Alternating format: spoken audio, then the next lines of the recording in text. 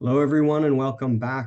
Today on our program, we have Catherine Murdock, ACMO board member, district manager at Dell Property Management, and she has been managing condos for 33 years, overall managing properties for 44 years. She did co-ops and I think she said co-ops before you did condo. Is that right?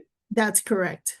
So you have been managing properties 4 years longer than I've been alive. You know more about this field than almost anyone, I think, in the province or in maybe in existence.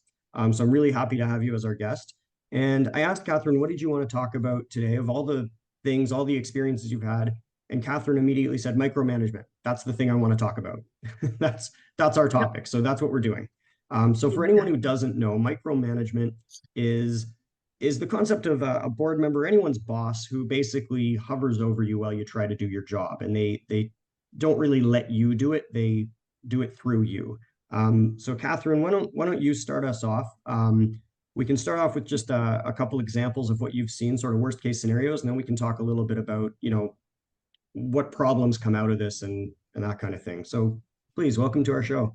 Well, thank you, Eric. I'm so pleased to be here. And I guess I could start off with probably three examples. I have currently a board member who does a very deep dive into the reserve fund study, and it tries to manipulate and maneuver around to, of course, to try and reduce the amount of the contribution, because that affects your CEA fee. Understandable, but the problem is he does it by himself. The rest of the board hasn't sanctioned this activity, Hmm. and he's trying to ensure that the manager listens to him, which is an issue. And we can talk more about that later. But what it does is it's causing great dissension on the board because they're hearing about things that the manager is doing that he really shouldn't be doing, because he feels he's obligated to deal with the director that is front and center. Yeah, So this causes a great amount of stress for everybody. it's hard to Second, sit with your boss sitting in front of you telling you what to do and tell them no. And that's a real challenge oh, with this is yeah, they're your client. You're at risk of losing your job if you bother these people because they have more skin in the game than anyone else. And they're sitting there all exactly. day telling you what to do. But sorry, carry on. No, no, absolutely. You're absolutely right. And you don't want to offend, but at the same time, you have work that you need to get done. You have a schedule, you have your appointment book, you have all kinds of things lined up that are ready to go, and you can't move, basically. So that is a big issue. The second one is where a board member won't allow a manager to hire a contractor. He must deal with the contractors directly. Isn't that always fun? And well, the problem here, the board has sanctioned him to do this. They think it's great because they see him possibly saving money for the corporation. The problem is, of course, is how this looks to the outside world. And there are many people that would speculate on why he might be doing this or not doing this. Now, this man has a very ethical, full-time position, very responsible position. So I'm hopeful that his ethics are where they should be. Even if But they are, though, the appearance of yes, the appearance of it's not good. well, that's the point. It's how it looks to other people, and what they might be thinking, whether or not it's true.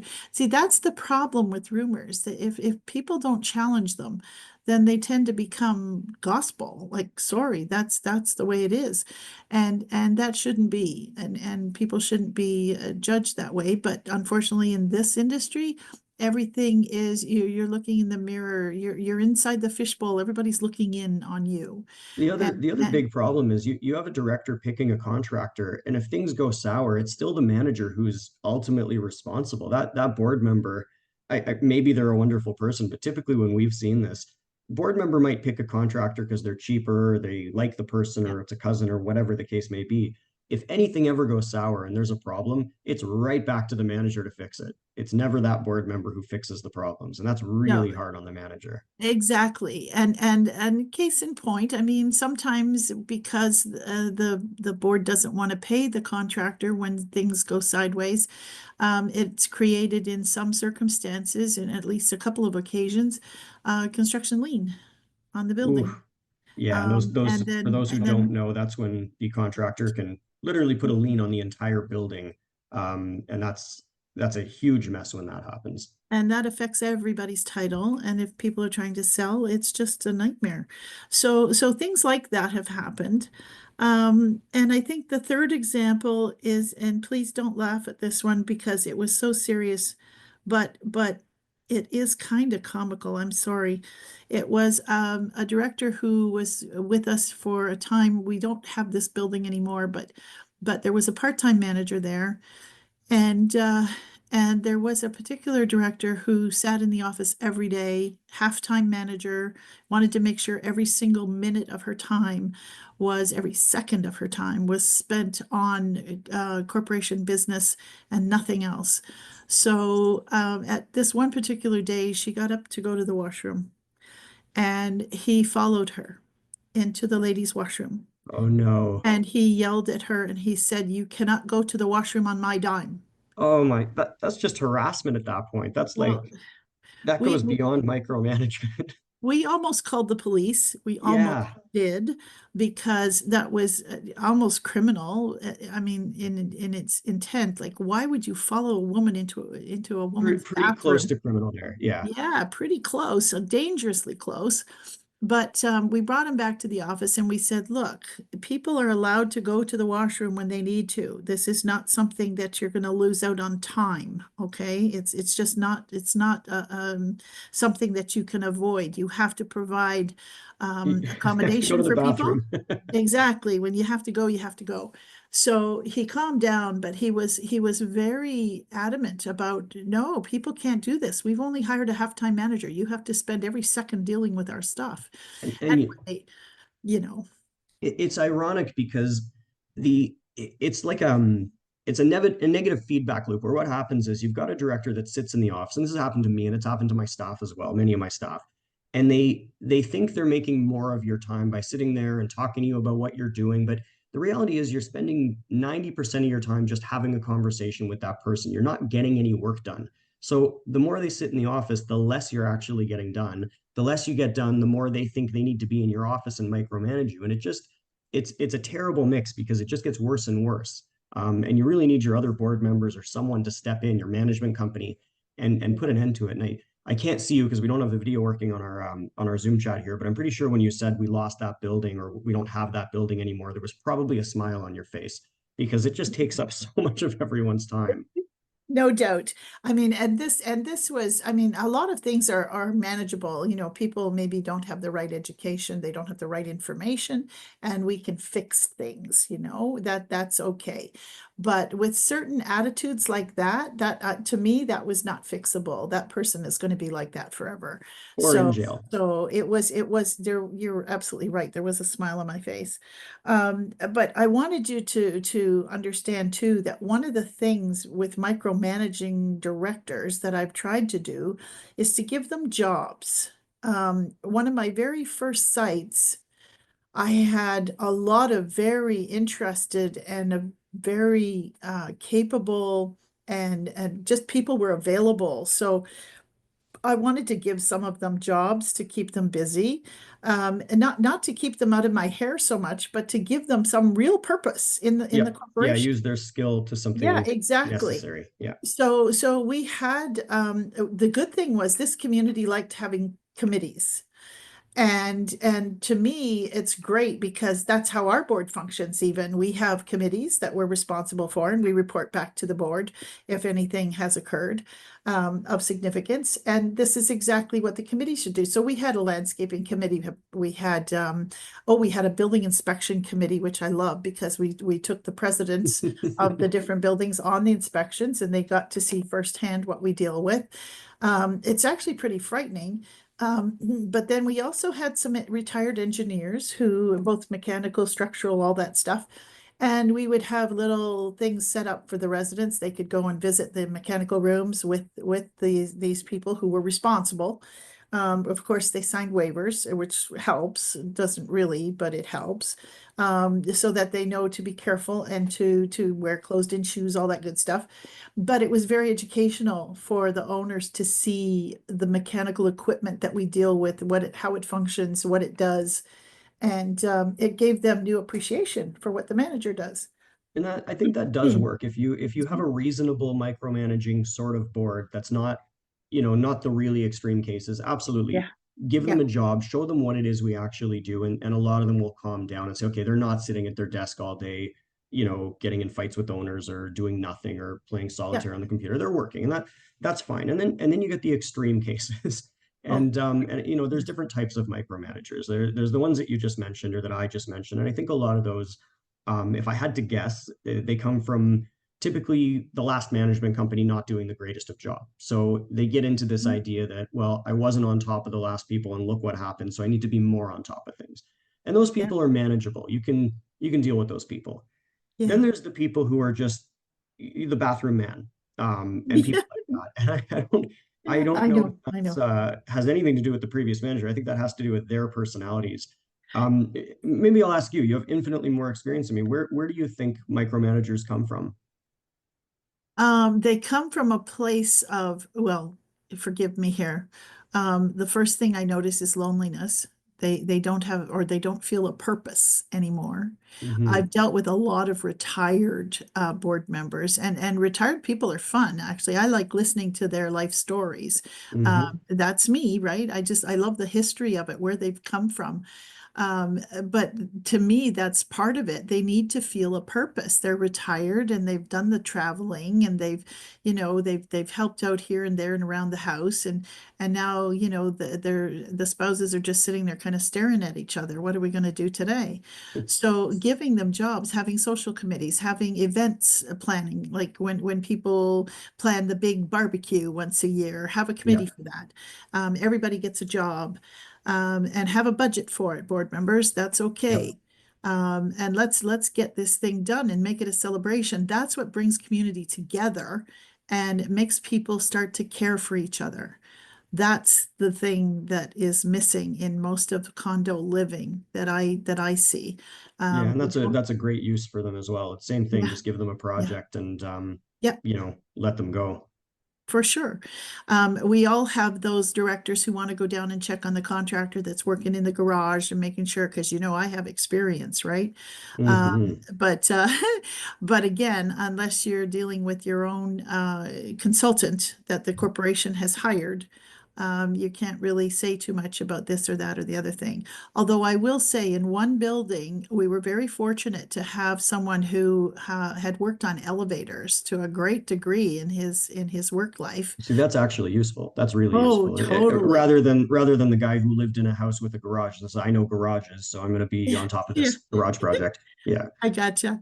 And what he discovered when they were going through their elevator modernization was that the company had ordered a mechanical system that was smaller than was spec'd, and they got caught. That's actually So that's a great use for that person. yeah, Absolutely. yep, there you go. And this is the kind of stuff where people can really help their corporation if they have knowledge, but at the same time, you don't want to overdo it. We have the Condo Act, we have the Declaration. These are our guiding lights, as it were, to help us make sure that we stay within the boundaries of what we're supposed to do. And Mm. and the board members want to contribute. They want to think that they're helping. I mean, Eric, you know as well as I do, every potential board member gets up and says we're going to save money on the CEA fees. But how do you do that? What do you want to cut? In Yeah, some and like in, I said, sometimes you end up getting less of your manager if you try to get Mhm. more in the wrong way, and micromanagement's exactly That's that. it. And you had For sure. mentioned loneliness, and I agree with you. I think that's a big driver. Yeah. One of the things I've seen, and I'm probably going to offend a bunch of people here, but I find the people that are the worst micromanagers, the ones that are really over the top, the bathroom man and probably others, you end up getting people, whether they're retired or not, that just have never held a position of authority or power in their lives. So these are people who have never managed other people, have never been in a management role or anything beyond that. And all of a sudden you hand them this multi-million-dollar corporation with a built-in person who's supposed to be doing the work. And they go nuts. They just they've never smelt power, and here they are with a little bit of it on their condo board. Yeah. And those ones are really challenging because those are the ones that can be a little bit mean too, I find. They're not just bored, they're the ones that, I'm the boss, I'm in Yep. charge. Yep. Everyone in the building has to know that they're the president, that they're Yes. in control. They're the ones that will fight tooth and nail to win every election because that's what they have now. Yeah. That's the highest level they're going to hit in their career, if you call it a career. Yeah. Um, so As a we've had a volunteer. few like that. We had one. It was a working class gentleman and his wife. We're both on the board somehow. Don't ask. Of a 3-person board. We Oh, Yes, it was against the rules. Yes, we fought it. No, yeah. it didn't work. And we left shortly after that. But they would sit in the office with my manager every day, and it was a mix of barking orders and trying to be his friend. And it was a weird mix because you're just like, I don't know how to treat this. Like, I have to be nice to you because you're my boss, but kind of crossing a line, inviting me out for drinks or up to your place for coffee. And it just, we left, but it's an odd mix that you get. And I don't know if you have any comparable stories. The bathroom one, I don't Well, think anyone's going to beat that. That's a great one, but or a horrible one if you put it that way. But oh, totally. yeah, Yeah. Well, no, the thing that I find is with the power, is that you end up with power struggles too on the board.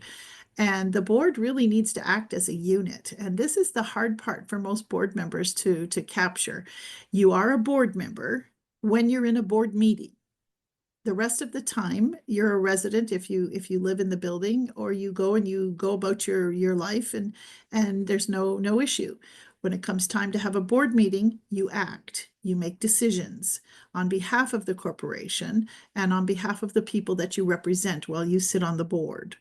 So this is the issue that many of them don't capture. And yes, the chest gets pumped out, and yes, I'm the boss, and I'm this, and I'm that, and I'm the Holy Grail, and all the rest of it.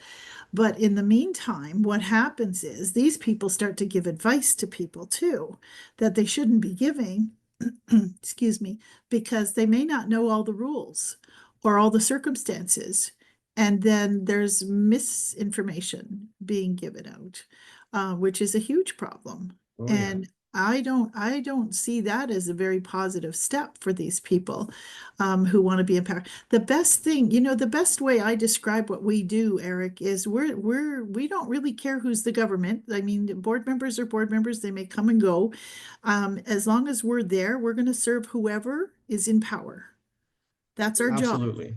right? Absolutely. That's And what your we your do. board can change overnight. If Yep, you've got a couple people moving out and yep, a year where 2 people are up for election, you could end up with a brand new board, 3 out of 5, 4 out of 5 people on a given night. absolutely. So you've got to expect that your corporate culture could be whatever it's going to be at any time, and you're just going to go and do your job and do it well. Um, Yep. but at the same time, people like these that we're talking about don't tend to leave. They tend to stick around for the long term. Yeah, And I think the issue is really it's what you view your position as. As you said, you're a board member in a board meeting. You're And even as a board, you're an executive decision making body. You're yeah, not the manager. You're not the ones doing the work. So you're really supposed to be hovering at about 30,000 feet, looking down and making strategic decisions. Not, I'm going to sit down with the manager and go walk around looking at the lights, and that one is a different temperature than that one, and yeah, yeah, it's shining a different color. We need to do something immediately. That's really not what your job or what their job is supposed to be. Um, yeah, for sure. but boy, do we get those ones. Oh, I They stick know. And around. and for a lot of them, it's a first time experience, and they feel that they're not doing their job unless they're involved in everything. Most of the boards that I have a very good understanding of their role. There are a few that don't quite fit the mold, but most of them do. And Most they, do, absolutely. yeah, they're We're not very talking about good. them today. No, we're not. We're talking about the exceptions to the rule. And how can we actually bring them back around to where they should be is a difficult job. And it makes the manager's job extremely difficult on the site because they don't have a second to breathe. Oh yeah. And we've They're got one. It's sorry to interrupt. It's that's just it okay. came to my mind. We have one. It's a shared facility, so we don't manage it. There's another company that does, but we're having a bit of a quarrel with them right now. So we get the emails, and you always know when the manager is writing an email because the English is great, and when the board president is because the English isn't. And it's the same spelling mistakes every time. So you can see it's signed by the manager, but it's clearly written by the director. Now, whether Yeah, he's hovering over his shoulder or whether he's doing it at night and sneaking into the office, we don't know. But right. but it gets to that level. And one of the things I kind of wanted to talk about, while we have still quite a bit of time left, is, I think you touched on it, problems among board members when you have a personality like this, when you have a micromanager Mm-hmm. or someone who's, with the chest puffed out. What does that do when they're giving orders direct to a manager and the rest of the board doesn't know about it or isn't agreeing to this? I wanted to hear your Yeah. thoughts on that. Well, I think first of all, it's very detrimental, and hopefully the manager has recourse with their supervisor to have some kind of helpful intervention. Perhaps educating the board. I've always felt that we could do a really bang up job of educating the board members. It was one of the things I used to do in co-ops, and I thought it was a great idea to tell them in very plain English, here's your job. This is your job description. This is what you do. And the rest of the time, go about your business. When people see that, because you're a volunteer, you're not getting paid. So any deep dive into analysis that you want to do is because you love to do it, but it may not be what everybody else loves. So you have to be sure that you're on safe ground before you even start it. I mean, Absolutely. ask the board, is this something the board is interested in? Would the board appreciate having this kind of feedback on what we're getting from our consultants? If so, then the board will sanction you to do that. They'll pass a motion saying, yeah, you go ahead there, Phil, you just embark on this and let us know when you've got something you want us to look at. Great, that's fine. But it's when the board member goes off on their own and does it, thinking they're, and to some degree, this is a bit of a hero complex, A I hero think. complex. I like that. Yeah, And they like I want to said, be we've had heroes. some where, we're running a project, the board agreed on a process. They said, you know what, okay, we're Yeah, gonna get 3 quotes to fix the stairs in the front of the building. yeah. We go about it, we get the quotes, we hand it to the board, and then, Mr. Jones or whatever it is comes in. Okay, we've decided that we are going to use this fourth contractor that you've never heard of, and they're going to start tomorrow. Okay. Oops. Should I ask the rest of the board? No, we talked, we're good. Okay. Did you though? And Wow. those are they're just impossible because the rest of the board is not in favor, they, of that type of behavior. You kind of expect when you're in a board meeting that whatever decisions are made at that meeting will be actioned and you'll get feedback at the next board meeting or by email. you Yeah, don't for you sure. don't appreciate, you don't expect someone sort of going rogue in between meetings and changing the script, and forcing the manager to do Yeah. something. And blame tends to fall on that person, but also on the manager for saying, well, why did you let this happen? Well, we let it happen because the board president came in and told me that's what is happening, right? Yeah. Who are we to question this? Well, exactly. And that's something, again, other board members may not understand. It's bad enough that the owners don't understand the difference between management and the board. When the board members don't understand the difference, it gets really complicated for people. So we want to try and make it simple and make sure that everybody understands. Individual board members cannot do things on their own. One final story. I have a board member who decided to intervene when a lien was placed on a particular unit in a condo, Oh. and interfered with the process and tried to create a payment schedule, interfered with the legal process because here the lien is already in place, and now the corporation is going to have to pay legal fees, not that owner. Hmm. Yeah, it So can there it there can are, cost. yeah, there are repercussions of what can happen when a board member does something on their own without being sanctioned by the rest of the board, and there's no opportunity to look at what the risk might be if they do that. How could that affect the corporation? People don't see themselves living in a corporation. These are people's homes. They're going to go home tonight. They're not saying they're going to go to the corporation I'm tonight. gonna go home to the corporation. Yeah, no, Yeah, there you go. it's a weird mix of the two. It Yeah, is a corporation and it should be yeah, run with the same standards as a large corporation, but it's a home and that is the corporation. So it's got sort of yeah. that dual purpose, and it takes a careful hand to manage it properly. And that's Well, sorry to interrupt. It does. And that's where we have a basic disconnect. People don't see themselves as being part of the corporation, which is why whenever a superintendent needs to be let go and he's a beloved member of the family, what happens? right? What Absolutely. happens, Yeah. right? Everybody wants to save his job. Meanwhile, they don't realize that while they're trying to save his job, they're actually hurting the corporation. They're costing the corporation money. They And can cost a whole lot. oh yeah, We yeah. had one where we had leaking into someone's unit. It was the building was built on a hill, so your ramp was on one side or your parking lot was on one side, and then you had units directly sort of below that almost. And it was leaking into someone's unit, and we suspected it was the membrane, where the asphalt meets the Hmm? building has to be redone. Easy enough. Brought an engineer, they did a little test, and they said, yeah, that's what it is. And our board member said, no, it's not. And we said, what do you mean? The engineer says so. We think so. Like it's pretty clear. When it rains, it leaks. Turns out she didn't like the person living in the unit that was getting leaked on, and she did everything she could to stop that process, with the site manager, with the engineer, whatever she could do to slow down and stop that process. And it ended up costing a ton of money because of course, that Yeah, person fought back.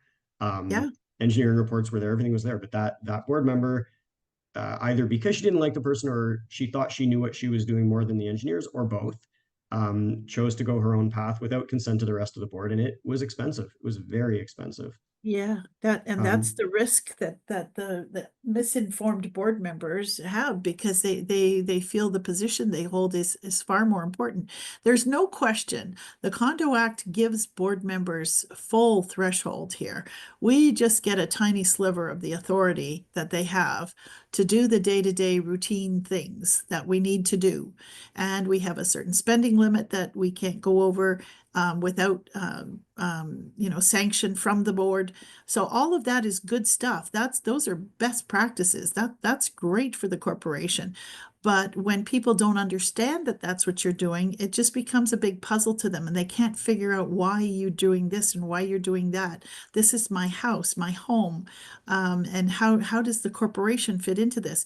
Recently, I had a situation where a member, it's an owner, it's not a board member, but it's someone who refuses to accept anything from our declaration. And the whole point is it's your declaration. yeah, it's your declaration. It's the And building's that's, declaration. yeah, that's what you bought when you bought your unit. So there's always going to be stuff like that where people really, it's basic stuff that they don't understand and they don't know why. But again, a lot of people are not familiar with business practice, Yeah. corporations. I mean, even when I worked in co-ops, we had the Cooperative Corporations Act to follow. That's the law. So for condos, it's the Condominium Act. And the Protecting Condo Owners Act and the Condominium Management Services Act. We follow all of those to make sure that we're at least getting it right most of the time. But again, board members come in all kinds of packages and we love They them, do. And right? we're not unique. Like we've got laws and we have structures and we have, ways of doing things. And but essentially it's a democracy. Every building is a democracy and you elect who you elect. And we can see this at other levels of government. I'm not going to name names right now. Where it doesn't matter how many laws and things you have, one person, one bad person in there can just upend the entire thing and cause a lot of carnage. And that's, Oh, that's the same with yeah, condominiums. It's just smaller yeah. scale. It Well, is. we've It's microcosm. Yeah. absolutely. We've got a minute or so left, and I just wanted to ask, do you have any Okay. tips for managers who might be dealing with micromanagement? Well, the first thing I would suggest is that you call a board meeting, seriously, and prepare something for the other board members to understand how much time is being taken by certain board members in your office, if that's the issue. I did recommend a log for a particular board member, or for a particular manager, sorry, who was having an issue with a board member who needed to come every day to the office. I don't know if it was just to see if they were actually there or what, but it was really annoying for this particular manager. It would throw them off their rhythm for what they were trying to get done on behalf of the corporation. So in this particular case, it worked fine because the board members were all understanding about the situation and they knew this board member was meaning well, and things got back to normal and the trust was generated Good, good. between So the it was a happy parties. ending on that one. Yeah, there was, but in many cases, there is not a happy ending. And either the manager leaves or the board member gets disgusted and decides to resign and then badmouths the And corporation. then they stay in the shadows for the next Yes, year, yes, lurking and waiting for their comeback. Yeah, exactly. So, it's not a happy camper story all the time, but I am grateful for those board members who do appreciate that managers work hard every day. yeah. There's no exception. I mean, and for people who are supervising different sites, there's not enough hours in the day to do this No, job, and I think you're honestly. right. Nipping it in the bud and just calling a meeting and saying, "Listen, here's what we're Yeah, dealing with, and here's the amount of time we're losing on it." And we yeah, mean no yeah, disrespect, but yes, we could be more effective if, you know, exactly. let's block off an hour a week where we can have a chat and I can keep you Yep. updated, but we need to get our work done, and you could be getting more out of us or out of me, and that's a tough conversation to have, and it really falls on the other board members to step up in those cases. And Um, hopefully they're listening. Actually, Hopefully and they're that is listening. one Yeah, of, yeah, that is one of the things I did in a certain location where it was a very busy site and a large site. I had a 1 hour meeting with each president once a week. I had three corporations and the shared. And so a 1 hour meeting with each president every week. I had a board meeting every week. So you can imagine how crazy it was. yeah. But that seemed to work because it gave each individual president the time. The door was closed. I didn't take any calls, nothing. If there was an emergency, the rest of the staff handled it.